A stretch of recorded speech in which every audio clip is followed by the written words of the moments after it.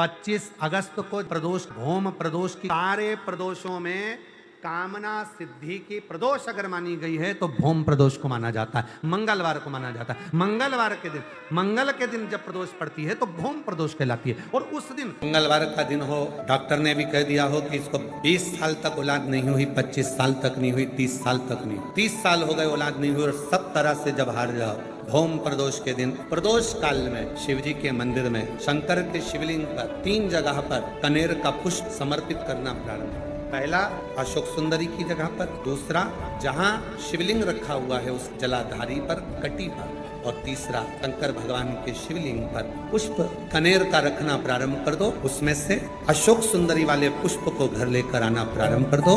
भौम प्रदोष के दिन 4 से 5 भौम प्रदोष करोगे और एक दिन मेरा बाबा तुम्हारा गर्भ ठहरा देगा और बाबा की कृपा से तुम्हारे घर में संतान। श्रावण के इस पवित्र पावन अवसर पर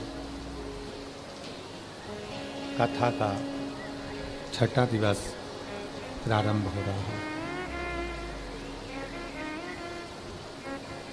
बाबा देवाधिदेव महादेव की कथा का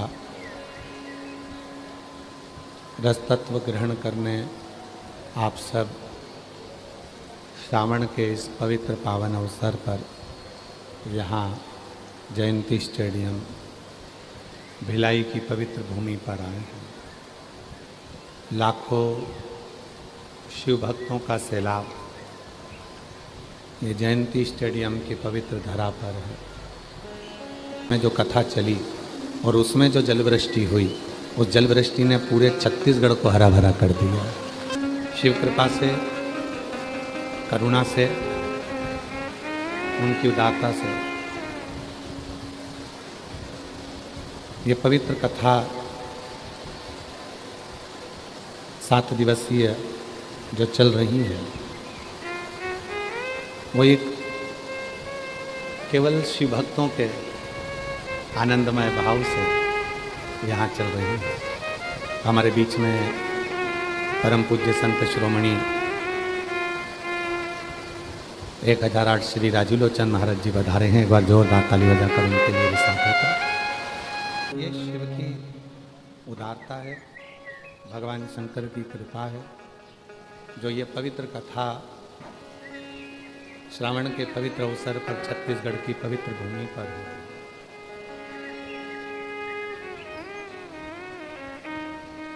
कथा मंडप में संतों का आगमन ये एक आनंद का विषय होता है। शिव कथा कहते हैं, भगवान शंकर का पवित्र चरित्र कहता है।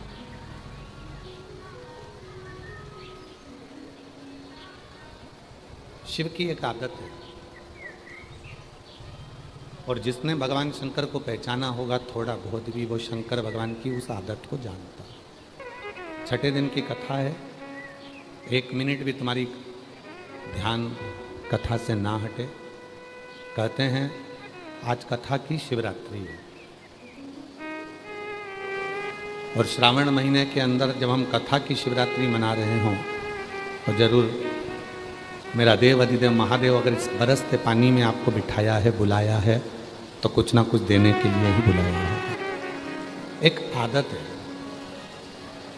मेरे भोले बाबा जब किसी को देना प्रारंभ करते हैं, मेरे ओघड़दानी, मेरे शंभु, मेरे त्रिकालदर्शी, कैलाशी, अविनाशी शंकर जब किसी को देना प्रारंभ करते हैं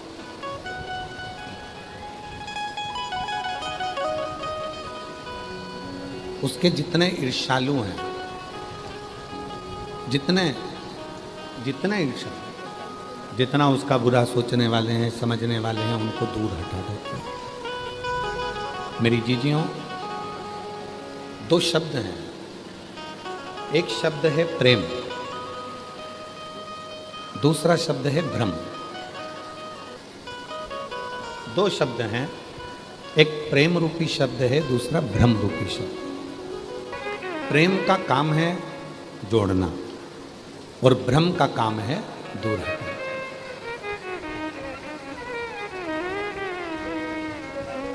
जब सनातन धर्म को मजबूत किया जाता है, जब सनातन धर्म को एकजुट किया जाता है, जब सनातन धर्म को एकत्रित किया जाता है तो ये प्रेम के बल पर किया, प्रेम से किया। सनातन कभी अशांति देकर या विद्रोह देकर एकजुटता नहीं लाता, प्रेम के भरोसे पर ही एकजुटता लाता। सनातन धर्म एक होता है प्रेम के बल पर, फिर उसमें धीरे धीरे लोग भ्रम उत्पन्न करना प्रारंभ करते हैं, उस भ्रम से उनको दूर करना प्रारंभ करते हैं। शिव कथा कहती है प्रेम और भ्रम ये दो शब्द हैं,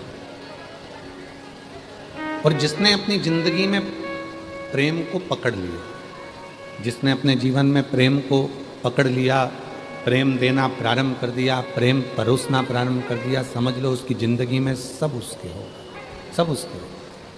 शिव महापुराण ने दिया क्या है? शिव महापुराण क्या दिए? शिव महापुराण ने अगर दिया तो केवल प्रेम दिया।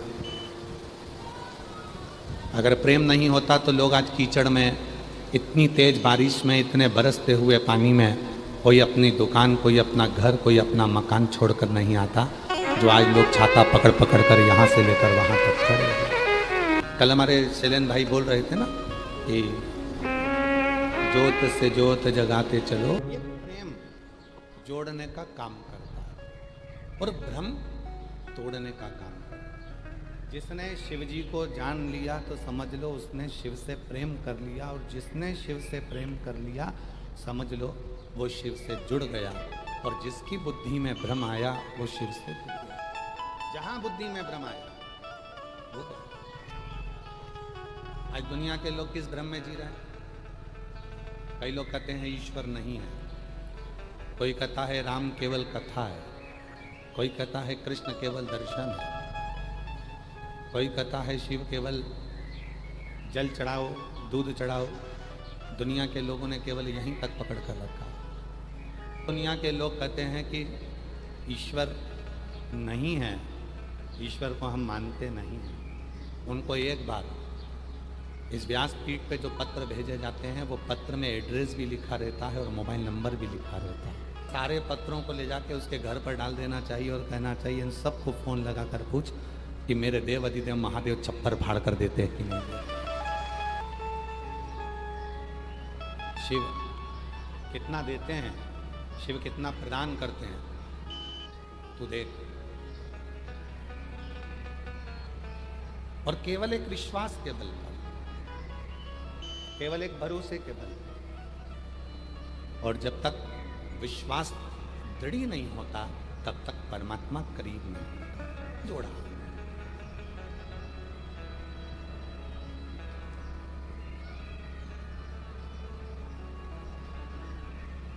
एक बार विजया ने, एक सहेली है विजया, जिसको विजयेश्वरी भी कहते हैं। आपके छत्तीसगढ़ में बमलेश्वरी माता विराजमान है, मां जगतजननी विराजमान, मां बमलेश्वरी। कभी आपने बमलेश्वरी माता का दर्शन करते हुए कभी संत साधु से, सन्यासी से, तपस्वी से, साधक से, उपासक से जाकर पूछा कि माँ जो हमारे छत्तीसगढ़ में विराजमान है उसका नाम बमलेश्वरी कैसे पड़ गया? कैसे पड़ गया?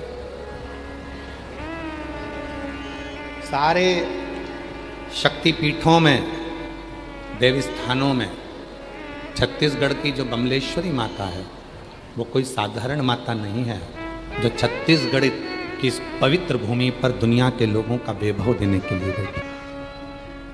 कभी पूछा कि माँ का नाम बमलेश्वरी कैसे पड़ गया? माँ बमलेश्वरी कैसे हो गई? कैसे माता बमलेश्वरी विराजमान हो गई? ध्यान करना। माता विजया पार्वती जी की एक सहेली है, विजया, जो माता पार्वती जी के साथ में बाल्यावस्था से, बचपन से ही, बाल्यावस्था से ही शिव की साधना में लगी। शिव की साधना भगवान देवादिदेव महादेव ने, भगवान शंकर ने, भगवान ओघड़दानी ने जब माता पार्वती जी को अपनी अर्धांगिनी बनाया, क्यों? विजया जैसा जैसा कहती थी मां अम्बा जगदम्बा पार्वती मैया वैसा वैसा कर।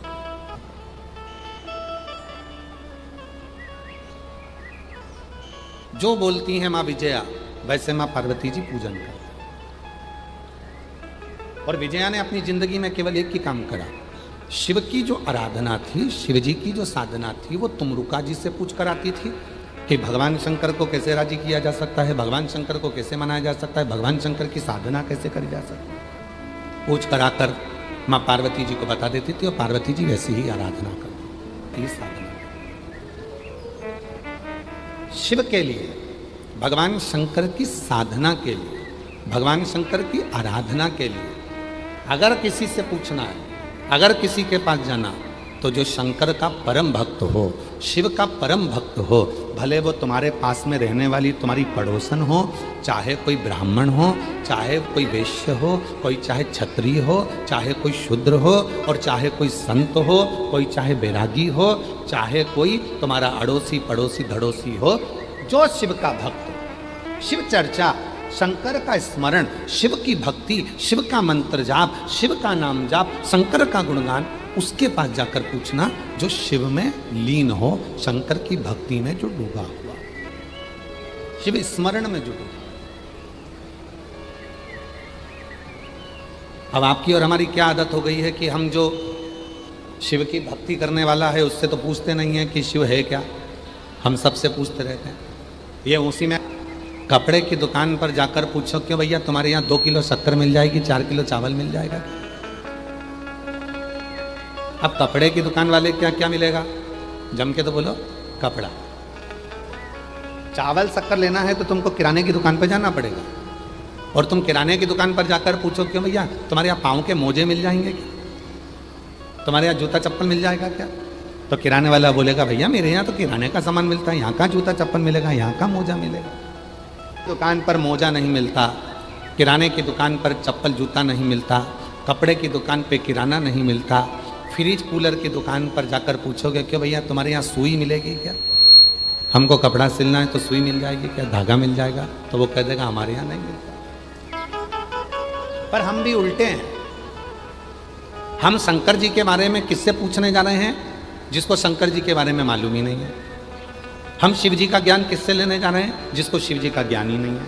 गुणगान किसके पास कर कर बैठ रहा है, जिसको शिव का गुणगान ही नहीं मालूम। हम उससे पूछ रहे हैं क्यों शिव जी के इस व्रत का क्या महत्व है, पशुपति व्रत का क्या महत्व है, अष्टमी का क्या महत्व है, कितना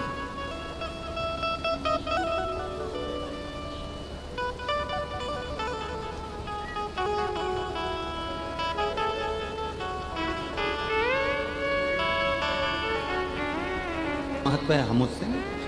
हम कपड़े की दुकान पर चावल लेने जा रहे हैं और चावल की दुकान पर मोजे खरीदने जा रहे हैं, तो हमको वो प्राप्त नहीं होगा। कोई शिव का भक्त हो, भले तुम्हारे मोहल्ले में रहता हो, भले वो क्षत्रिय हो, वैश्य हो, ब्राह्मण हो, शूद्र हो, कोई भी हो, अगर वो शिव का भक्त है, शंकर का उपासक है, शिव नाम में डूबने वाला है, शिव की भक्ति करने वाला है, तो आप उसके पास जाकर बैठोगे तो शिव का ज्ञान मिलेगा।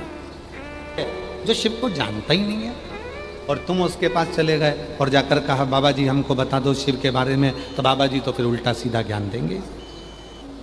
शिव नहीं मालूम, शिव का स्मरण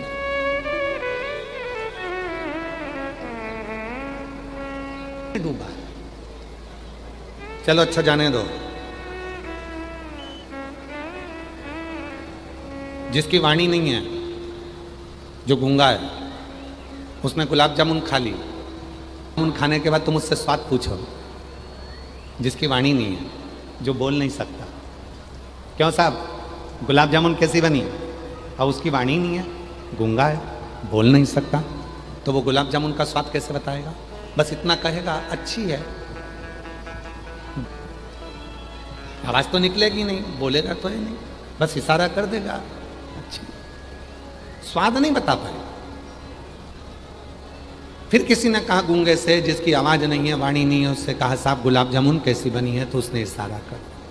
पर कोई पास में खड़ा होगा और उसने गुलाब जामुन खाई होगी और वो बोल सकता है तो वो कह देगा गुलाब जामुन में इलायची का स्वाद आ रहा था, मावे की गुलाब जामुन इतनी सॉफ्ट बनी थी, चाशनी में मज़ा आ गया, गुलाब जामुन खाने में आनंद आ गया, गुलाब जामुन इतनी जोरदार थी, पूरी चाशनी में तरबतर थी, एकदम बढ़िया थी। गुलाब जामुन खाई वो स्वाद बता रहा है। और जो गुलाब जामुन तो खा लिया पर मुख से बोल नहीं सकता, वो स्वाद नहीं बता सकता। उसी तरह जो शिव का भक्त होता है, जैसे मेरी ये जीजियाँ बैठी हैं लाखों की संख्या में, जैसे मेरे जीजा बैठे हैं लाखों की संख्या में, जैसे मेरी बेटियाँ बैठी हैं, मेरे बेटा बैठे हैं, मेरे बुजुर्ग माँ बाप बैठे हैं, मेरे बुजुर्ग माता पिता बैठे हैं, आप सब लाखों की संख्या में बैठे हो, तो आप जब कथा सुनकर जाते हो और कोई तुमसे पूछे साहब कथा में गई थी क्या लाभ मिला, तो 3 महीने बाद तुम कह सकती हो कि मेरे बाबा ने मुझको ये दिया है, मेरे गुलाब जामुन स्वाद ये उसका स्वाद है, मैंने जो खाया उसका स्वाद ये है। जिसने खाया ही नहीं वो कैसे गाए, कैसे? एक पत्र में एक बहन जी ने लिखा,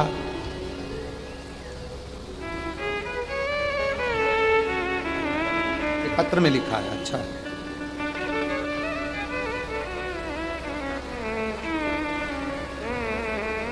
मेरा नाम शकुंतला पटेल है। पत्र को एलईडी पर पढ़िएगा, आस्था चैनल पर पढ़िएगा, फेसबुक यूट्यूब पर पढ़िएगा, और पंडाल में जो एलईडियाँ लगी हैं उस पर भी पढ़िएगा।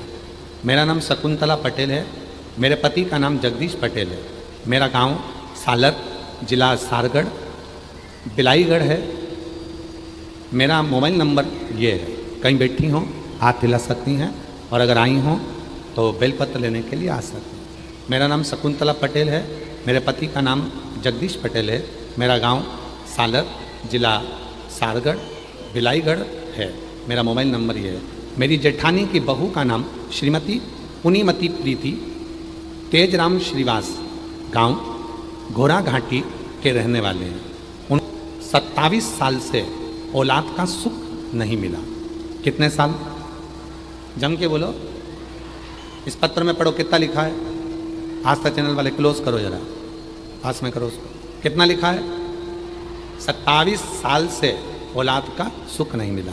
फिर मैंने उन्हें कोकड़ी की कथा सुनाने के लिए ले गई, और कोकड़ी में आपकी कथा चल रही थी, उसको सुनाने के लिए ले गई। बाबा, वहाँ की मिट्टी को मैंने गर्भ से लगाया और पशुपति व्रत करवाया। सफ़ेद आंकड़े की जड़ को तुमरुका जी का नाम लेके, आंकड़े की जड़ को तुमरुका जी का नाम लेके बांधी।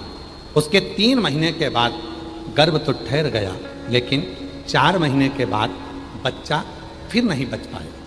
फिर अंदर से मेरी वो बहू टूट गई। हम दोनों बड़े दुखी हुए। विचार करा कि अब सियोर वाला बाबा जहाँ कथा कहेगा हम वहाँ जाएंगे और वहाँ की मिट्टी को गर्भ से लगाएंगे। वापिस पुनः मेरी बहू कथा सुनने के लिए सीहोर चली गई। कंकर शंकर की पूजन करी, रुद्राक्ष लिया, पशुपति व्रत किया, वहाँ की मिट्टी गर्भ से लगाई, और बाबा की ऐसी कृपा हुई 16 सितंबर 2024 को मेरी बहू के यहाँ 27 साल के बाद पुत्र रत्न की प्राप्ति हुई। 27 वर्ष, 27 साल में ये मेरी जितनी जीजियाँ बैठी हैं,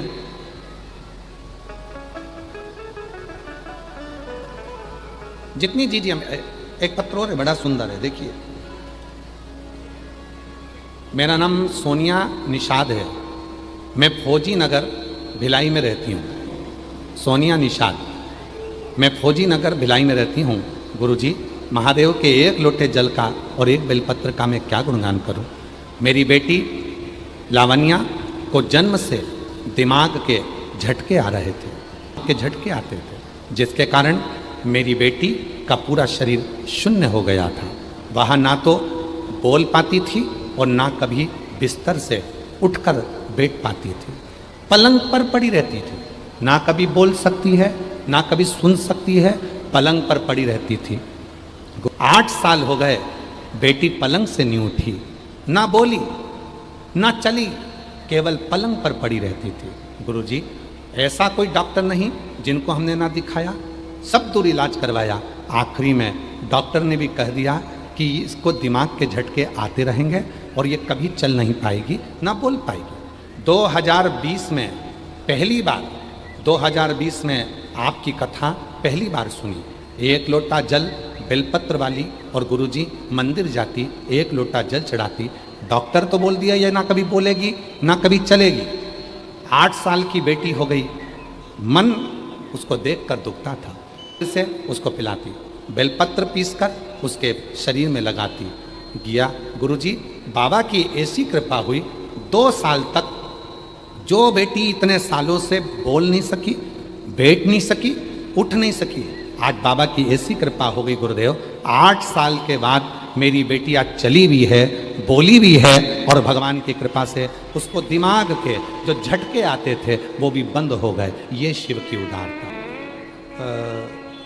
मेरा नाम सोनिया निषाद है, कहीं बैठी हो तो आ सकती हूँ। और कल एक आशीष ने हमको, एक यूट्यूबर कोई यूट्यूबर हैं या न्यूज़ वाले हैं, हमको नहीं मालूम, किसी यूट्यूबर या न्यूज़ वाले ने एक महिला का इंटरव्यू आशीष ने कल हमको दिखाया था। एक माँ, और मैं उन यूट्यूबरों को साधुवाद देता हूँ, मैं उन यूट्यूबरों को, छत्तीसगढ़ की भूमि के ऐसे बेटों को और ऐसी बेटियों को साधुवाद देता हूँ जिन्होंने कथा में आए हुए एक एक माता के दर्द को अपने मोबाइल पर लाया और उनको अपने कैमरे से दिखाया। मैं छत्तीसगढ़ भिलाई के ऐसे बेटा बेटियों को जिन्होंने अपने मोबाइल का सदुपयोग करा, अपने न्यूज़ चैनल का सदुपयोग करा और उसके माध्यम से ऐसे बेटा बेटियों को सामने ला। एक यूट्यूबर का हमको आशीष ने दिखाया था, अगर कहीं बैठे हों, एक माँ के 2 बेटे हैं और दोनों बेटे नहीं चलते थे, दोनों बेटे नहीं बोलते थे, और माँ उन दोनों बेटों को लेकर कथा में आई है। अगर कहीं बैठी हों तो हाथ हिला सक। और वो यूट्यूबर भी जरूर आए जिसने इस न्यूज़ को डाला था। उसने पूछा, माँ तुम इन दोनों लड़कों को लेकर क्यों आई हो? ये मेरा लड़का ये भी नहीं बोलता ना चलता, और ये लड़का भी बोलता ना चलता। डॉक्टरों ने मना कर दिया था, ये चलेगा नहीं, बोलेगा नहीं। तब शिव जी पे चढ़ाना जल चालू करा और वो पानी को पिलाना चालू करा, और आज मेरे दोनों बच्चे यहाँ इतनी देर तक खड़े हैं और चल रहे हैं, ये शिव की कृपा है। और वो माँ आई हो, यहाँ हो तो जरूर ला। शिव तत्व कह रहा है, भगवान शंकर की कथा कह रहे, शिव पुराण कह रहा। और आज फिर कहते हैं इस पवित्र व्यासपीठ से, पवित्र व्यासपीठ हाँ लिया था उसका। आजा बेटा, साधुता। एक बार धन्यवाद दो इस बेटी को जिसने उस माँ को इंटरव्यू के माध्यम से यहाँ तक।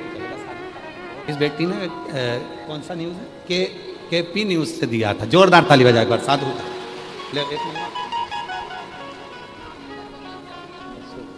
जाओ बेटी के लिए। और बेटा अगर वो बैठी हो तो उनको भी भेजना है, अगर आएंगे। आज कथा की शिवरात्रि है, भगवान पूरी परीक्षा लेगा, खूब धड़ धड़ा के गिराएगा और खूब खूब कृपा करेगा। पर इतना भी याद रखना, जितना बरसाएगा उतना मेरा भोलानाथ भी तुम पर कृपा बरसाएगा। ये निश्चित, दोनों बरसेंगे आज, वो भी बरसेगा और ये भी बरसेगा,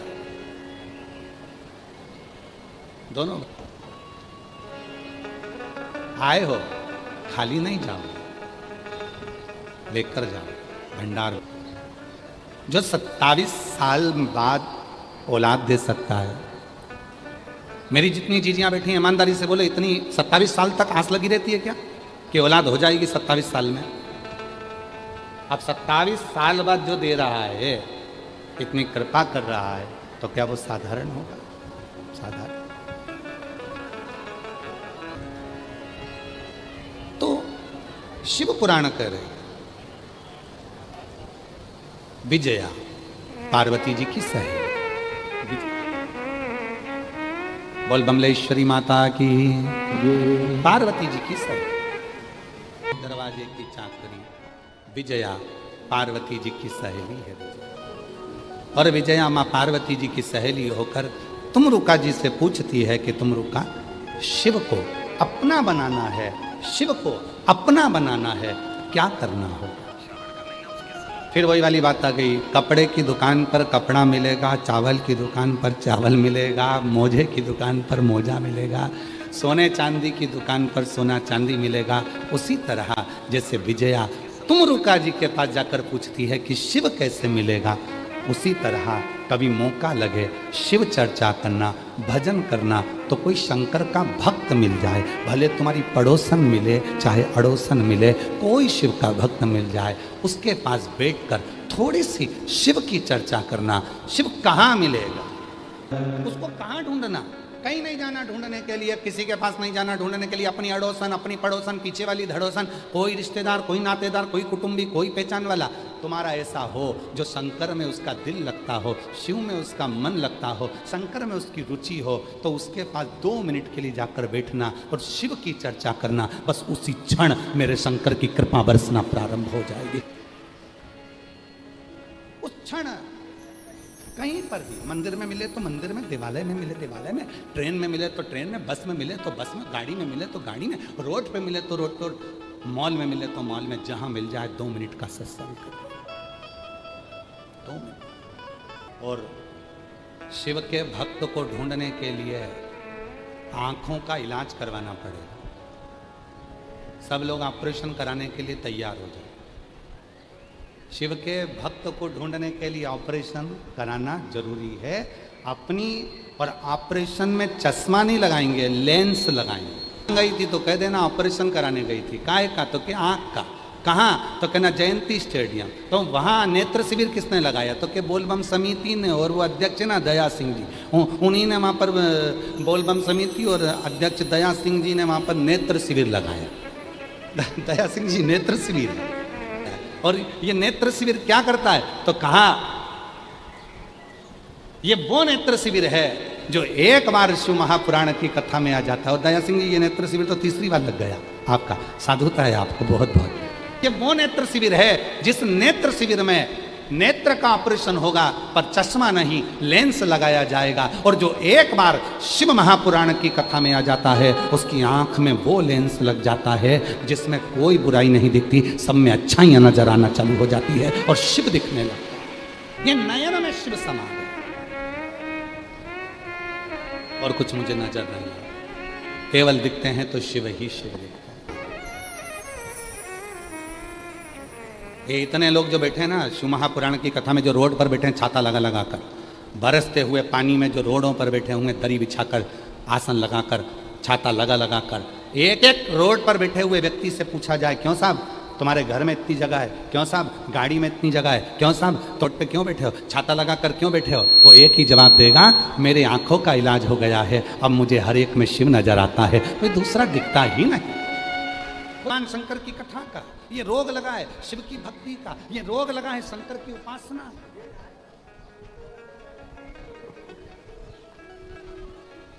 और जब ये शिव की भक्ति का रोग लग जाता है फिर दूसरा कुछ आता है।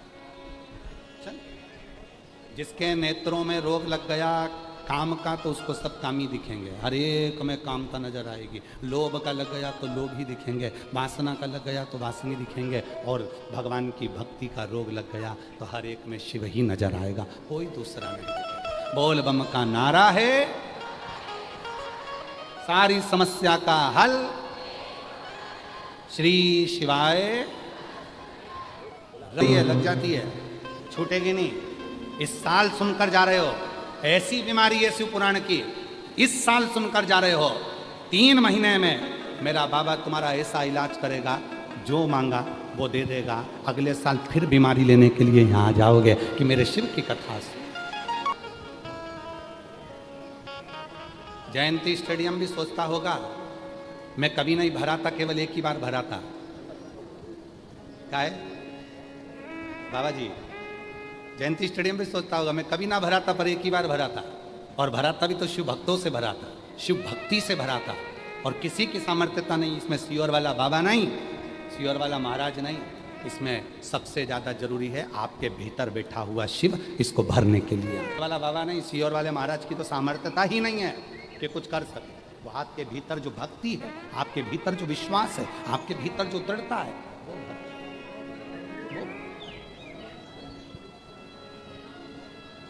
कोई पूछे देवघर कौन कौन गया है, हाथ उठा जो लोग देवघर की कावड़ भर के आए, या देवघर में कभी कावड़ भरने गए, हाथ उठाओ जरा। हाँ हाँ दिख रहा है, दिख रहा है, ठीक है, उठाओ जरा हाथ तो उठाओ जो देवघर की कावड़ भरे। हाँ ठीक है, दिख रहा है, ठीक है। आपका क्या नाम है जो कावड़ भरने गए थे? आपका नाम बिमला होगा, कमला होगा, राजू होगा, ये होगा, कमलेश होगा, नितिन होगा, नवीन होगा, ऐसे नाम तुम्हारे होंगे। पर ईमानदारी से बोलना, जो कावड़ यात्री देवघर में चलता है उसको नाम लेकर कोई पुकारता है क्या? कहते हैं बम। बम कहाँ से आए हो? छत्तीसगढ़ से। बम कहाँ से आए हो? भिलाई से। बम कहाँ से आए हो? हम राजनांदगांव से। बम कहाँ से आए हो? हम यहाँ से आए। मां तुम्हारा नाम नहीं चलता। उसी तरह मेरे ओघड़दानी के यहाँ तुम ब्राह्मण हो, तुम क्षत्रिय हो, तुम वैश्य हो, तुम शूद्र हो, तुम क्या हो, तुम किस रूप में हो, मेरे बाबा के यहाँ तो केवल निर्मल मन चलता है, बाकी के कुछ नहीं चलता। बोल बम का नारा है। उसके यहाँ ये नहीं चलता कि तुम कौन हो, उसके यहाँ तो ये चलता है कि तूने भजन कितना किया।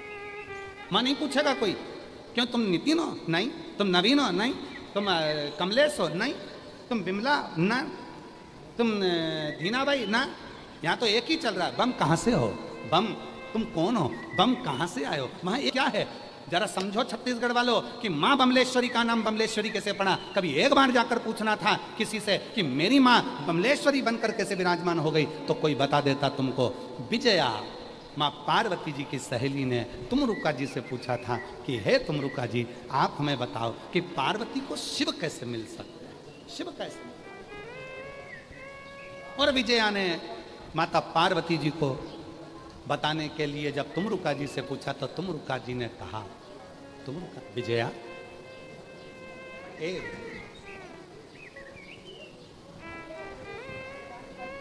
शिव के डमरू से, शिव के डमरू से,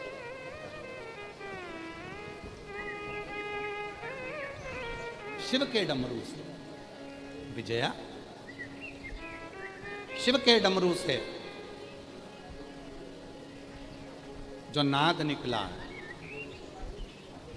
उसमें एक शब्द है, और उसमें एक शब्द है बम। यदि पार्वती शिव को प्राप्त करने के लिए अर्पित करे और बम के नाद के साथ ही शिव को रिझा ले तो उसको फल मिले।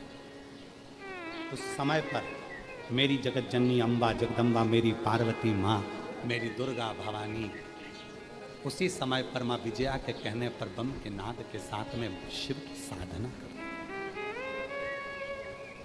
साधना के क्रम है, साधना के क्रम है, साधना का एक क्रम है। आप शिव जी को कोई भी एक भाषा से रिझाना प्रारंभ करें, किसी भी भाषा। आपके पास कुछ नहीं तो गल डमरू बजाना प्रारंभ कर दो। आता है गल डमरू बजाना? जम के तो बोलो जरा, आता है सबको? गल डमरू शिव को प्राप्त करना, मुख से निकलना चाहिए स्वर ओम का, और गल का डमरू बजना चाहिए ओ। जो गल डमरू चालू हुआ, कुछ नहीं चाहिए शिव को रिझाने के लिए। कोई एक अक्षर पकड़ा जाए, एक शब्द पकड़ा जाए, एक साधना पकड़ी जाए, एक आराधना पकड़ी जाए। जैसे आज दुनिया के लोगों ने एक लोटा जल पकड़ लिया, रोज प्रतिदिन वो एक नियम बना लिए कि मुझे एक लोटा जल चढ़ाना है। और जब जैसे रोज रोज कुएं में से तो पत्थर पर भी रस्सी का निशान पड़ जाता है, उसी तरह तुम रोज रोज एक लोटा जल चढ़ाओगे तो शिव जी भी तुम्हारे ऊपर करुणा बरसाना प्रारंभ कर देते हैं।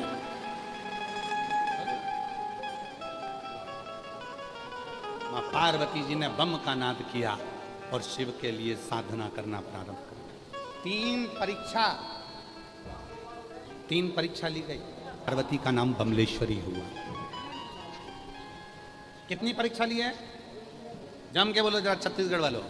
3 परीक्षा। अधिक मास के सोमवार की आप सभी को बहुत बहुत बधाई।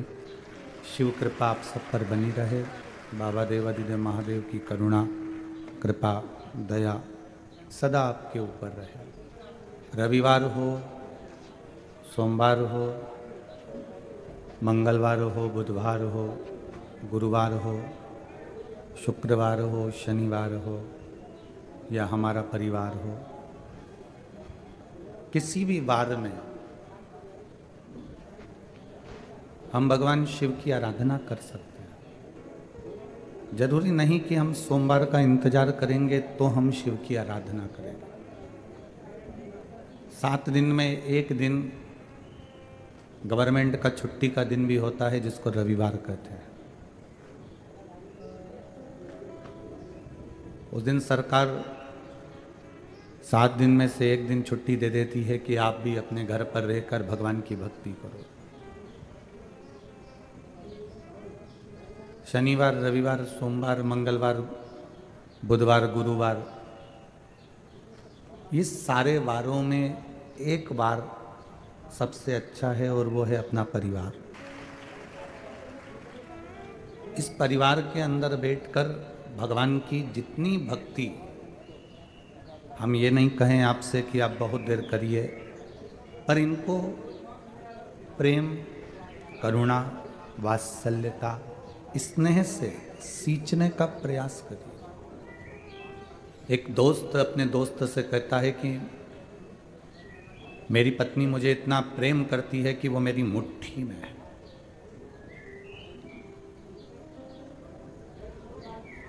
एक लड़का लड़की से कहे या अपने दोस्त से कहे कि वो मुझे इतना चाहती है कि मैंने उसको अपनी मुट्ठी में कर रखा है। एक लड़की लड़के के लिए कहे कि वो मुझे इतना चाहता है कि मैंने उसको अपनी मुट्ठी में कर रखा है। प्रेम कर कर, स्नेह कर कर अगर आप किसी को मुट्ठी में रखो, इसको प्रेम नहीं कहा जाता। प्रेम वो होता है जिसको मुट्ठी में बंद करने की जरूरत नहीं पड़ती, उसको दिल में बंद किया जाता है।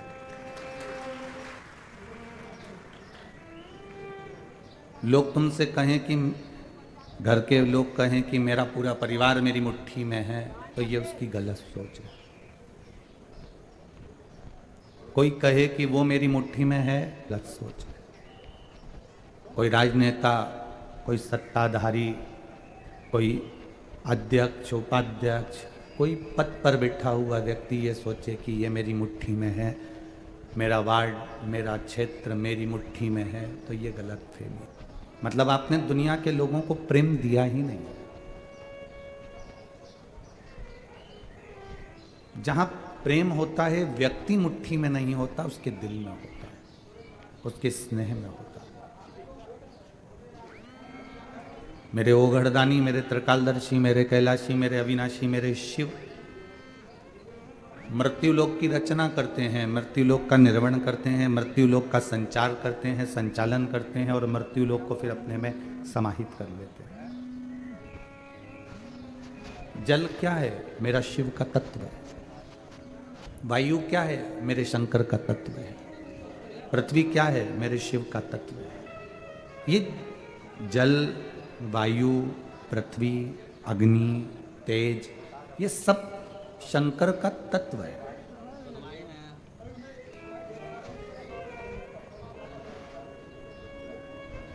हम किसी विद्वज्जन से पूछते हैं कि महाराज जी आप बता दो कि मैं कौन सा व्यापार करूं जो मुझे फलेगा। हम किसी से पूछते हैं कि मैं मैथ लूं, साइंस लूं, कॉमर्स लूं, मैं क्या लूं जो मेरे लिए अच्छा रहे। हम कहते हैं कि किसी से पूछने की ज़रूरत नहीं कि मैं मैथ लूँ, कॉमर्स लूँ, बायो लूँ, कि मैं आर्ट्स लूँ, क्या लूँ। या आप दुनिया के लोगों से मत पूछो, ये अपने दिल से पूछो, क्योंकि पढ़ाई तुमको करना है। दुकान खोलने से पहले हमने किसी से पूछा मैं कपड़े की दुकान खोलूँ, लोहे की दुकान खोलूँ, सैनिटरी की खोलूँ, धान की खोलूँ, आप बता दो मैं किस चीज़ का व्यापार करूँ जो मुझे मेरे भाग्य को चमका दे। हम कहेंगे किसी से पूछने की ज़रूरत नहीं है, तुम जो भी काम करो उसको दिल से करो और अपने पूरे कॉन्फिडेंस के साथ करिए, आप सफल हो जाओ। उसने कह दिया तुमको कि कपड़े का व्यापार कर लो और तुम्हारा मन कपड़े में था ही नहीं, तुमने तो सोच के कुछ दूसरा रखा था। और किसी विद्वज्जन के कहने पर तुमने कपड़े का व्यापार चालू कर दिया और मालूम पड़ा तुम्हारा मन उसमें पहले से नहीं था, तुम्हारा चित्त उसमें था ही नहीं। पर उनने कह दिया कपड़े का करो तो तुमने कपड़े का चालू कर दिया, थोड़े दिन चला और बंद कर दिया। फिर तुमने उनसे कहा आपके कहने पर हमने कपड़े का चालू करा था, वो चला ही नहीं।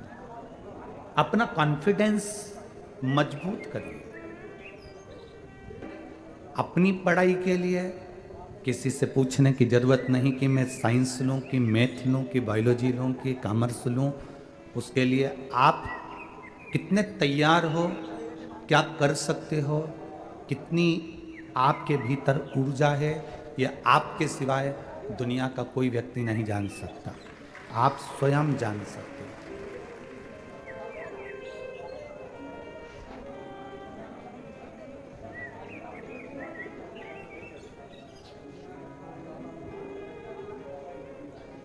आप जो दुकान खोलना चाह रहे हो, चाहे वो छोटी से छोटी दुकान है, आप किसी से मत पूछो कि मैं काय का व्यापार करूं। आपके भीतर जो जिस चीज को करने की तमन्ना हो, आपको जो कार्य करने की उमंगता हो, अब वो कार्य करें। आप कभी हमसे भी आकर ना कहें कि मैं किस चीज का व्यापार करूं, क्योंकि हमसे ज़्यादा समझदार आप हो, आप दुनिया ज़्यादा घूमे हुए हो, आपको ज़्यादा मालूम होगा व्यापार के लोगों के साथ, आप ज़्यादा बैठते हो, आपको अंदाज़ा होगा कि आप किस चीज़ में कमा सकते हो। अपने खुद के कॉन्फिडेंस पर, हमारे खुद के विचार पर, हमारी खुद के शरीर की तेज पुंजता के बल पर,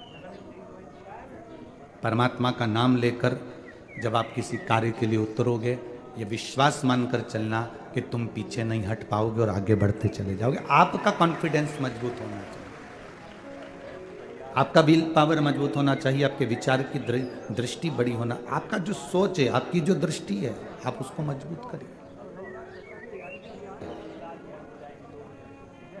अलमारी खोलते हैं, 3 तरह के 4 तरह के सूट एक जैसे नजर आते हैं। अलमारी खोलते हैं, साड़ियाँ नजर आ जाती है।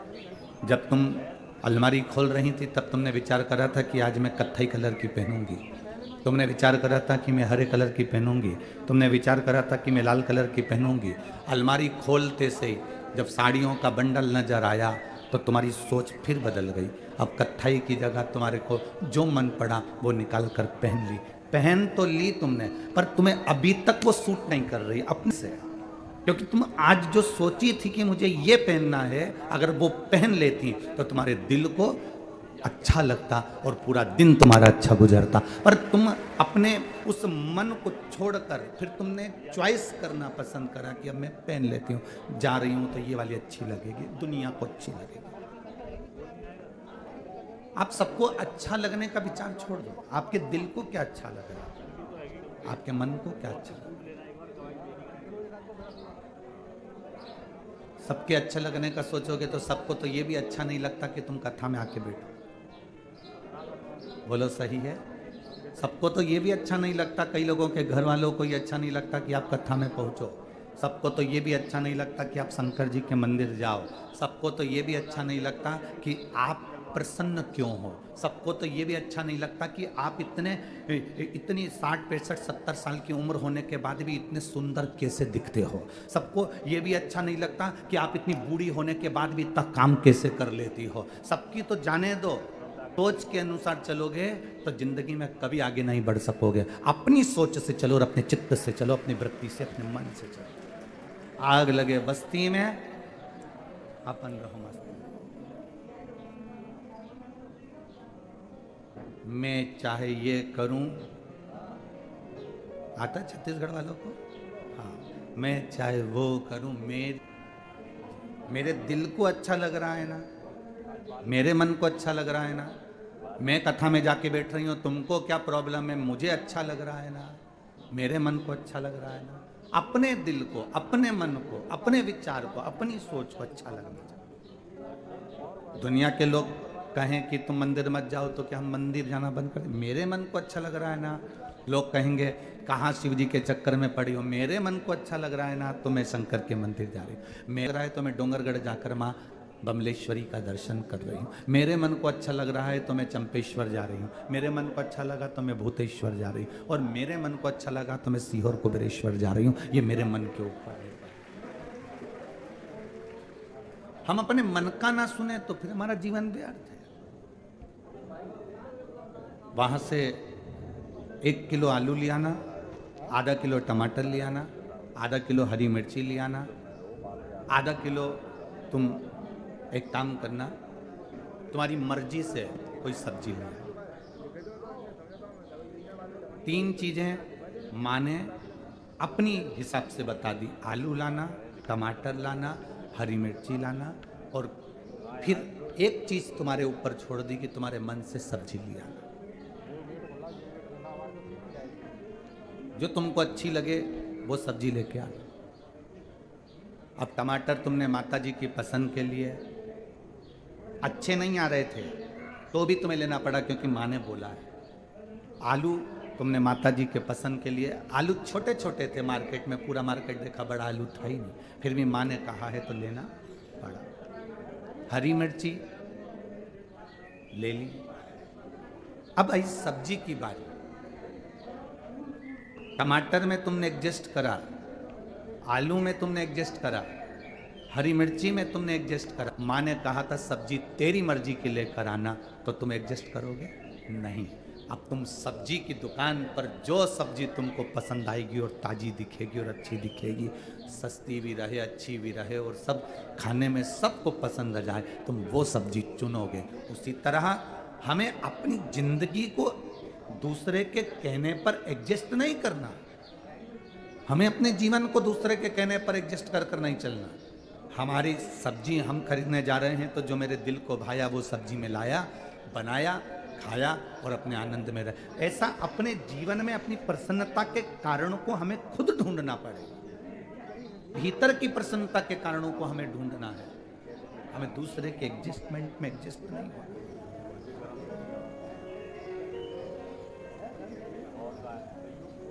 हमें अपने भीतर की ऊर्जा को खुद प्रकट करना है। एक शिव जी का एक भक्त था जिसका नाम तिमोदी था। उसका नाम था तिमोदी का, उसका व्यापार था,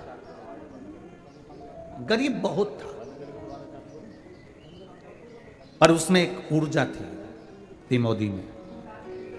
मछली पकड़ने के लिए जाता था, सारे मछुआरे के पास में बहुत बड़ी बड़ी नौकाएं थी, बहुत बड़े बड़े नाव थी, पर इसके पास में एक छोटी सी नौका थी। भगवान पृथ्वी पर जिसको जन्म देता है, किसी भी फालतू व्यक्ति को भगवान पृथ्वी पर कभी पैदा नहीं करता। जिसको भी पृथ्वी पर भगवान पैदा करता है उसको कुछ ना कुछ ऐसा गुण देकर भेजता है, उस गुण को अगर वो निखार ले तो उसकी जिंदगी संवर जाती है। किसी किसी के भोजन का गुण होता है, किसी किसी को पार्लर का गुण होता है, किसी किसी को सिलाई का गुण होता है, किसी किसी को पहचान का गुण होता है, किसी की एजुकेशन का गुण होता है, किसी की मीठी वाणी का गुण होता है। किसी संसार में जन्म लेने वाला कोई व्यक्ति फालतू पैदा नहीं होता, क्योंकि आप अंदाजा लगा कर देखिए, आपके घर कमरे में सोते हो, उस कमरे में कोई फालतू की चीज कभी नहीं रखते हो क्या? जिस कमरे में सोते हो, फोटो भी रखोगे तो अच्छा, सीनरी रखोगे तो अच्छी, गुलदस्ता रखोगे तो अच्छा। तुम्हारे कमरे के अंदर जिसमें तुम सोते हो उसमें सब तुम अपनी पसंद की चीज रखते हो, उसमें कबाड़ा नहीं रखते, फालतू की चीजें नहीं रखते, रद्दी कागज नहीं रखते, फालतू के पोछे के कपड़े नहीं रखते, फालतू की चीज रखते ही नहीं हो। तुम्हारे कमरे में तुम सब कीमती चीज, अच्छी चीज, वीआईपी चीज, अच्छी क्वालिटी की चीजें तुम अपने कमरे में रखते हो। भगवान विष्णु का बैकुंठ लोक है और पृथ्वी मृत्यु लोक मेरे महादेव का है, तो मेरा महादेव भी पृथ्वी पर क्वालिटी वाली चीजें रखता है, बेकार चीज नहीं रखता।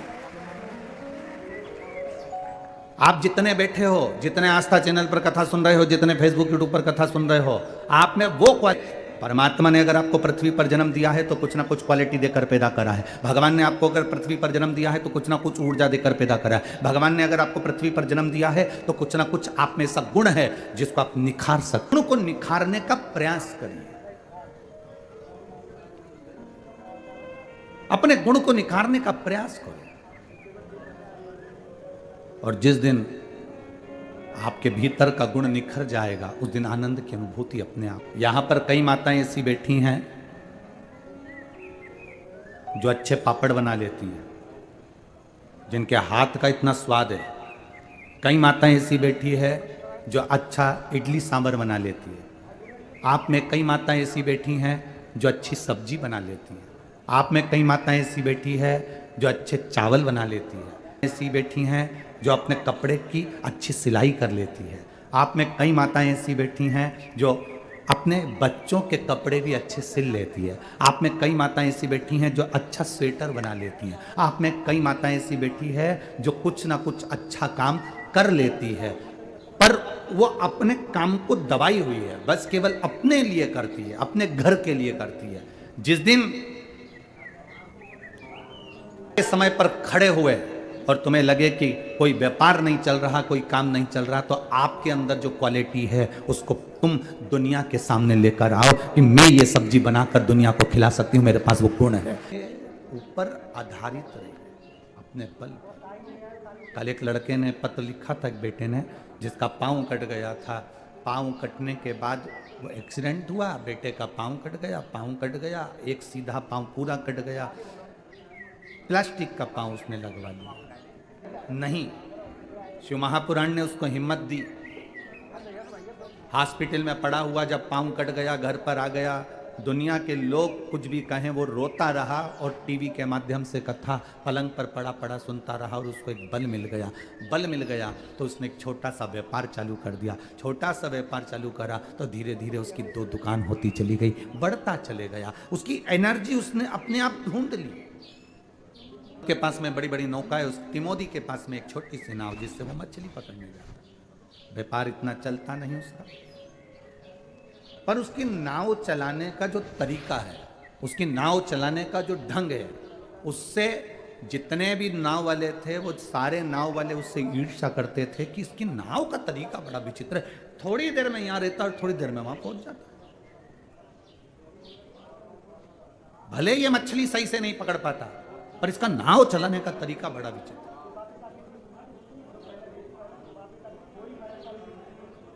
अब ये तिमोदी जो था ये मछली का व्यापार करता था, परंतु इसका एक नियम था। इतनी देर ये मछली पकड़ने के लिए जाता था, मछली पकड़ने में जितना समय लगता था, अगर 1 घंटा मछली पकड़ने में लगता था तो 1 घंटा ये समुद्र के किनारे बालू रेत का शिवलिंग बनाकर मंत्र का जाप करा करता था, नमः शिवाय, ओम नमः शिवाय। तिमोदी का एक नियम था, अगर मछली पकड़ने के लिए 9 बजे इसको मछली पकड़ने जाना है तो ये 7:30 बजे घर से निकल जाता, 8 बजे समुद्र के किनारे पहुंच जाता, बालू रेत का शिवलिंग बनाता और शिवलिंग बनाकर उसकी आराधना करता।